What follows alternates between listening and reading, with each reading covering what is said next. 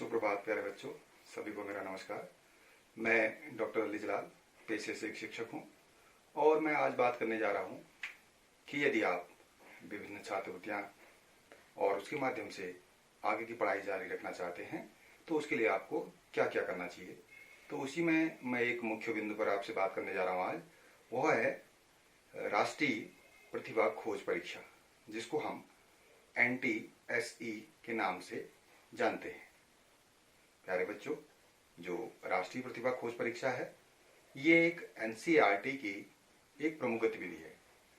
इसका उद्देश्य प्रतिभावान छात्रों को विभिन्न छात्रवृत्तियां उपलब्ध कराना है और इसके लिए आपको किसी जो आपकी पात्रता तय गई है किसी मान्यता प्राप्त विद्यालय के कक्षा 8 और 10 में अध्ययनरत छात्रों के लिए इसको पात्र माना गया है।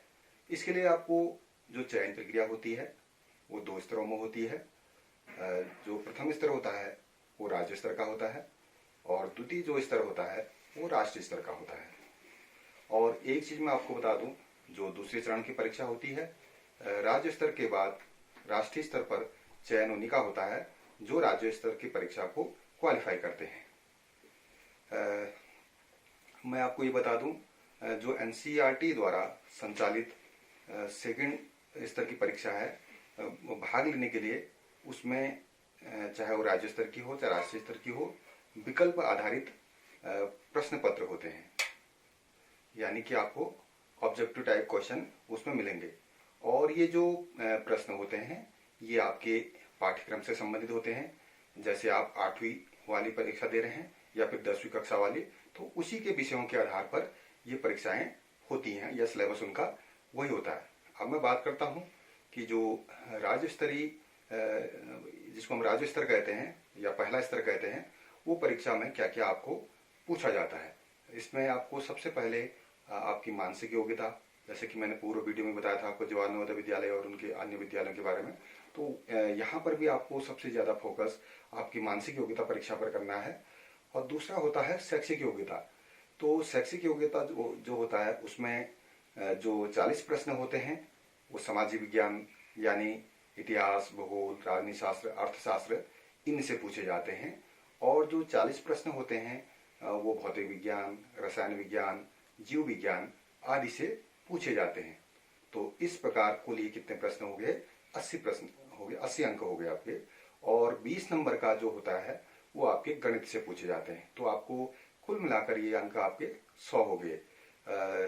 इस प्रकार हम देखते हैं कि जो राष्ट्रीय स्तर की परीक्षा होती है उसमें भी सेम पैटर्न यही रहता है। उसमें भी आपकी मानसिक योग्यता परीक्षा होती है, शैक्षणिक योग्यता परीक्षा होती है और सेम जो है राज्य स्तर जो पैटर्न होता है उसी पर होती है। लेकिन एक अंतर यह है कि आप जब राष्ट्रीय स्तर की परीक्षा देने जा रहे हैं तो वहां पर आपका साक्षात्कार यानी इंटरव्यू भी होता है।